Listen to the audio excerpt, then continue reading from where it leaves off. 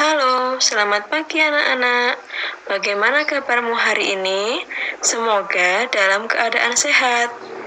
Anak-anak, sebelum belajar, sebaiknya berdoa dulu ya, agar ilmu yang diperoleh bermanfaat. Hari ini kita akan belajar tema 6, subtema 2, perubahan energi. Energi tidak dapat diciptakan oleh manusia. Energi juga tidak dapat dimusnahkan. Energi hanya dapat diubah dari satu bentuk ke bentuk lainnya. Bagaimanakah perubahan energi terjadi? Dan bagaimana manusia memanfaatkan perubahan energi tersebut? Ayo kita pelajari bersama. Kita mulai dari pembelajaran 1. Anak-anak, pernahkah kamu membantu ibu memasak di dapur? Tentunya pernah ya. Lalu perhatikanlah kompor yang sedang menyala. Kira-kira bagaimana ya kompor itu dapat menyala? Kompor dapat menyala karena ada bahan bakarnya. Bahan bakar yang sering digunakan untuk kompor adalah minyak tanah dan gas. Energi pada minyak tanah dan gas adalah energi kimia. Minyak tanah diserap oleh sumbu kompor. Sumbu kompor disulut api hingga menyala. Pada saat kompor menyala, terjadi perubahan dari energi kimia menjadi energi panas. Saat kompor gas menyala juga terjadi perubahan energi kimia menjadi energi panas. Perubahan energi juga terjadi di dalam tubuh. Makanan yang kita makan merupakan sumber energi kimia di dalam tubuh. Makanan tersebut diolah menjadi sari-sari makanan. Kemudian, sari-sari makanan diubah menjadi energi. Karena energi inilah seluruh bagian tubuh dapat bekerja. Mata bisa melihat, tangan bisa digerakkan, dan kaki juga dapat digerakkan karena adanya energi. Begitu pula bagian-bagian tubuh lainnya. Kita lihat pada gambar ini. Pada gambar, makanan yang kita olah memperoleh energi. Makanan yang diolah akan menjadi energi. Sehingga hasilnya, energi yang kita dapatkan ini untuk bergerak. Sekarang kita akan belajar matematika. Setelah berlatih menari, Dayu tidur siang mulai pukul 14.00. Jam dinding di ruang keluarganya berbunyi. Pukul 16.00, Dayu bangun. Dayu segera mandi dan berganti pakaian. Dayu lalu bermain hingga pukul 17.00.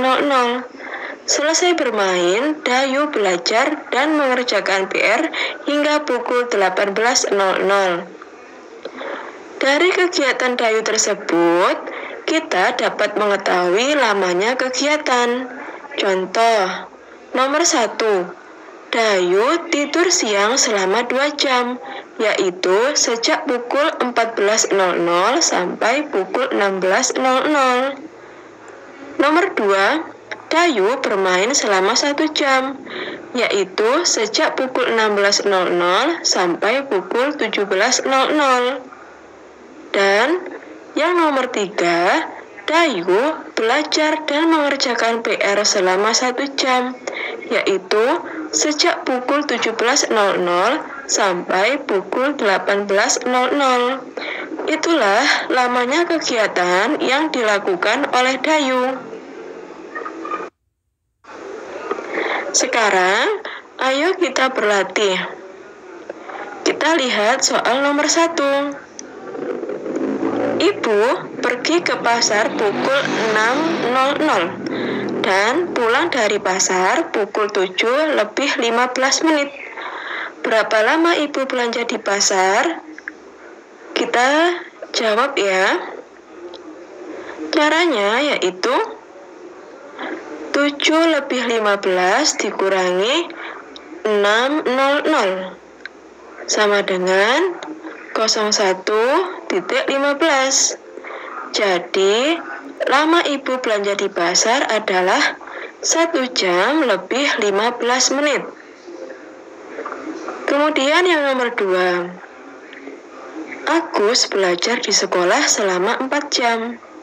Jika pelajaran dimulai pukul 8 tepat atau pukul 8.00, maka pukul berapa aku selesai belajar sekolah? Mari kita jawab ya.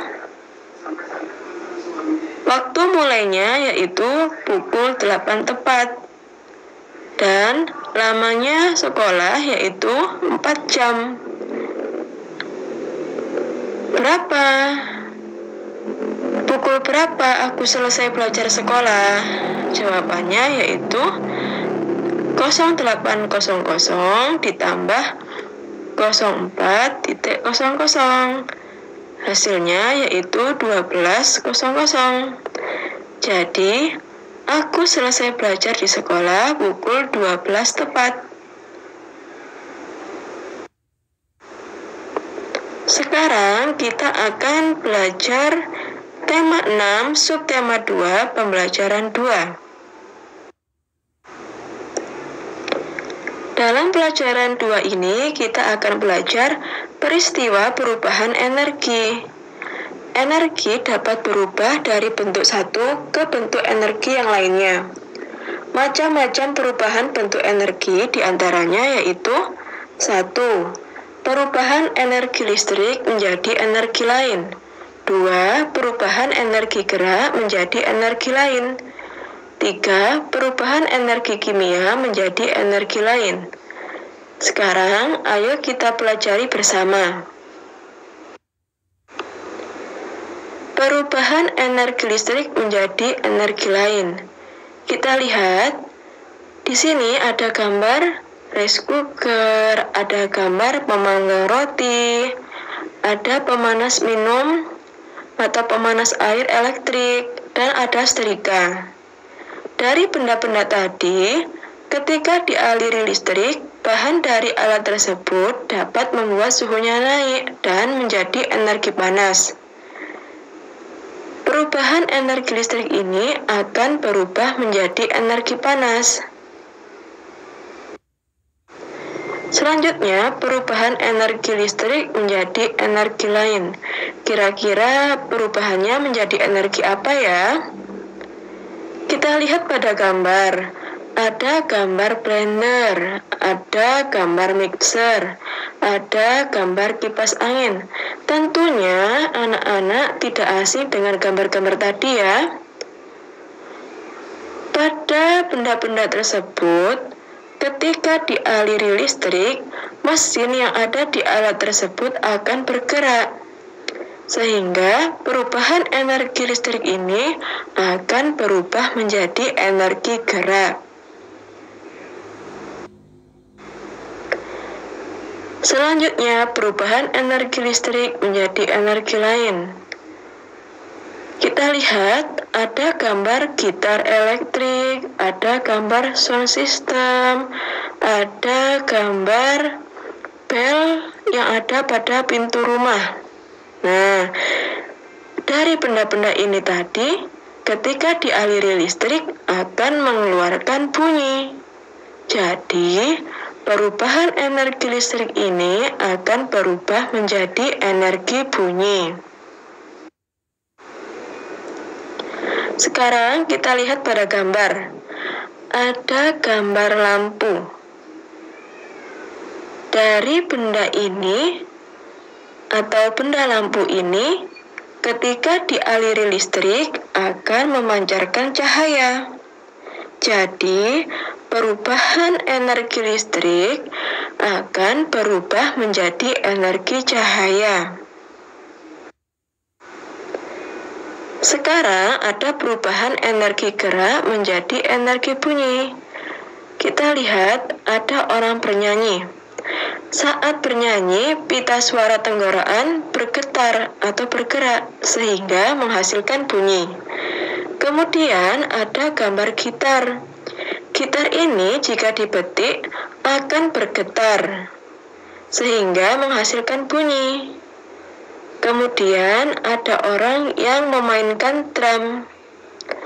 Drum ini jika dipukul juga akan bergetar sehingga akan menghasilkan bunyi. Perubahan energi kimia juga akan menjadi energi lainnya. Kita lihat pada gambar, ada gambar mobil remote control. Pada mobil mainan yang menggunakan remote control ini dan diisi baterai, maka energi kimia diubah menjadi energi gerak. Jika mobil mainan dinyalakan, maka yang terjadi perubahan energinya yaitu energi kimia berubah menjadi energi gerak. Selanjutnya ada gambar sepeda motor. Energi kimia yang terkandung dalam bahan bakar diubah kendaraan bermotor menjadi gerak. Sehingga perubahan yang terjadi yaitu perubahan energi kimia menjadi energi gerak.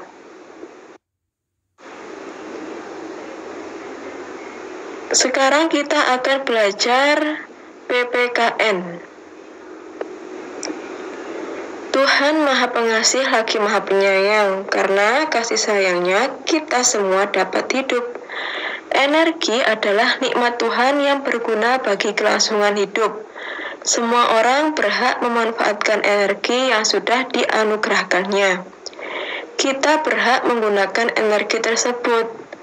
Tapi kita juga mewakili kewajiban terhadap energi. Kita juga dapat memiliki kewajiban terhadap energi. Kita wajib menggunakan energi dengan baik. Energi di dalam tubuh harus digunakan untuk sesuatu yang baik dan bermanfaat. Contohnya yaitu seorang guru mengeluarkan energinya untuk mengajar. Ia curahkan tenaganya agar murid-muridnya menjadi cerdas dan terampil. Kemudian kita lihat Pak Petani. Para petani ini menggarap sawahnya dengan sekuat tenaga. Energi yang digunakan untuk mencangkul dan menanam padi di sawah. Di bawah terik matahari yang menyengat, Pak Tani tetap bekerja. Petani berharap sawah yang digarapnya akan menghasilkan padi yang bagus. Banyak orang yang membutuhkan padi untuk kebutuhan hidup. Padi digiling menjadi beras, beras dimasak lalu dimakan. Untuk itu, kerja keras petani ini dengan sekuat tenaga harus kita hargai.